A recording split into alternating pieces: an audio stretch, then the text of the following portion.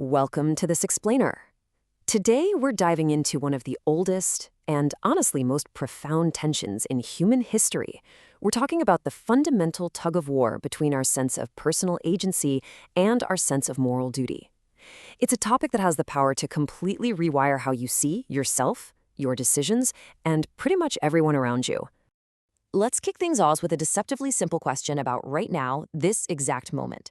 Did you truly choose to watch This Explainer? Think about it. Was your presence here right now just a predetermined outcome, set in motion billions of years ago by this endless chain of cause and effect? Or was it a genuine, spontaneous act of your own free will? I mean, it feels like you just clicked and chose it, right? But as we peel back the layers of this philosophy, that intuitive feeling of absolute control gets incredibly complicated. To unpack this massive philosophical dilemma without getting lost in the academic weeds, we've broken this explainer down into 5 logical steps. We'll start by defining freedom and morality, then look at the problem of determinism, outline the conditions for moral responsibility, explore the compatibilist middle ground, and finally, wrap up with why your choices actually matter. All right, let's jump straight into Section 1, defining freedom and morality and setting the baseline. When we talk about freedom, the really fascinating part here is this idea of being the ultimate author of your actions. You see, freedom isn't just about doing whatever you want in the heat of the moment. It means the buck literally stops with you. It assumes there's no hidden hand, no unbroken chain of prior causes forcing your behavior.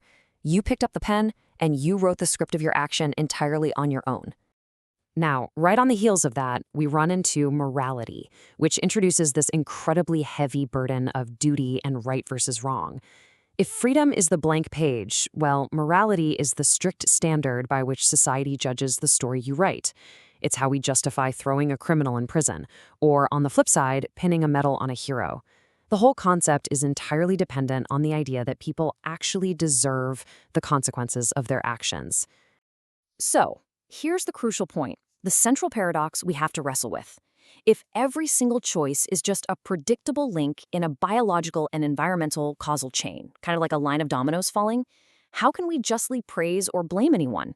Think about it. You wouldn't yell at a rock for rolling down a hill and denting your car, right? Because the rock had absolutely no choice. If humans are just incredibly complex biological rocks rolling down the hill of cause and effect, the whole foundation of our justice system starts to look pretty shaky. Which brings us to Section 2, the problem of determinism, cause and effect versus authorship. This is where we put the rigid laws of physics directly up against human nature. First, consider hard determinism. This worldview claims that cause and effect absolutely rules everything. Literally all events, including the neural misfires in your brain and the choices you make, are perfectly determined by preceding causes. In this view, if you had a supercomputer powerful enough to track every single atom in the universe, it could perfectly predict your entire life. Crazy, right? Then, entirely opposed to that, we have libertarian free will. This asserts that human choices are somehow genuinely free from those rigid deterministic chains. We are the ultimate uncaused authors. These two worldviews, they are locked in a total deathmatch. So let's move into Section 3, conditions for moral responsibility.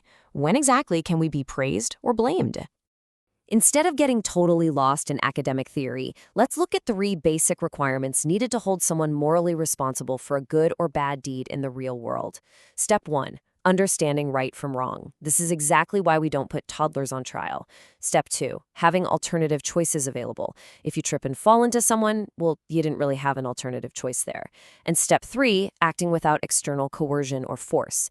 If someone literally has a weapon to your head, your agency is completely compromised. Notice how heavily all these requirements rely on the massive assumption that you actually could have done otherwise.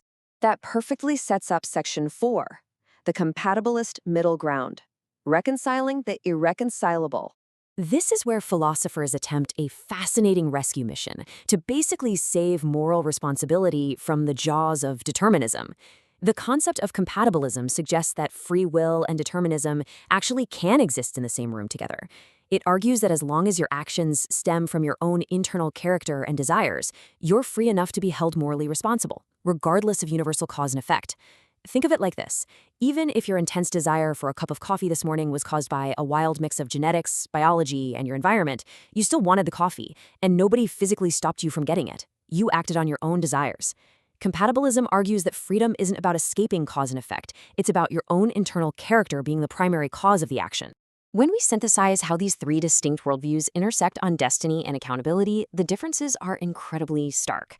Take hard determinism. Is the future set? Yes. Are we morally responsible? No. It's logically sound, sure, but a really tough pill for society to swallow. Libertarian free will flips that completely. The future is not set, so yes, we are absolutely responsible. But then there's compatibilism.